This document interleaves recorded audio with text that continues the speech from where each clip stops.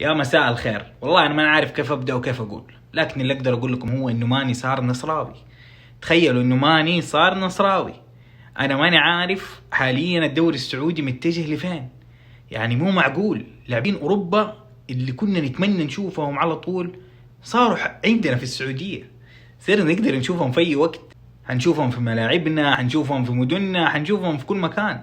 مو معقول. والنصر حاليا يملك فريق مرعب، رونالدو وتاليسكا وماني في الهجوم. يعني ايش بقوا؟ انا ماني عارف هم اخذوا الدوري الاوروبي جابوه هنا في السعوديه. مو معقول. الحمد لله على اللي صاير. احنا كجمهور سعودي دحين انا ماني عارف ايش اللي حيخلينا نتاقلم. احنا مصدومين من اللي صاير، زي اللي برا كلهم مصدومين، احنا مصدومين. يعني انا لو جيت قبل فتره قلت لواحد انه ساديو ماني حيجي السعوديه، وكريستيانو حيجي السعوديه، وكانتي وبنزيما وفابينيو، مين بيجي كمان، ورياض محرز وفيرمينيو ومندي، يا ابويا ايش هذا؟ ايش هذا؟ لكن حقيقي اللي صاير حاليا هو تطور كبير في الكرة السعودية، نقلة حتخلي كل العالم يتابع الدوري السعودي بشغف. وانا عارف انه السنة الجاية حتكون سنة اسطورية، سنة اعجازية لكل المنافسين.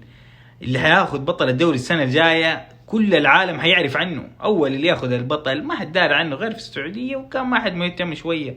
لكن حاليا العالم كله بيتابع افضل لاعبين العالم حاليا. يعني في اخبار كمان تقول ان محمد صلاح يمكن يجي.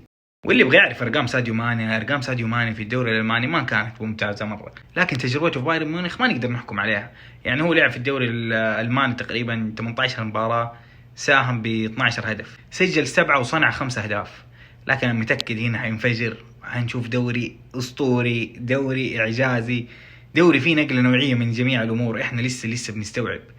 على العموم ان شاء الله القادم افضل، ان شاء الله حنشوف دوري عالمي بمعنى الكلمة. والف مبروك لكل جمهور النصر.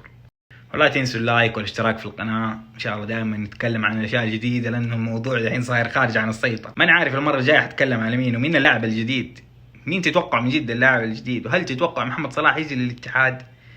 نقول يا رب وبس. يعطيكم العافية.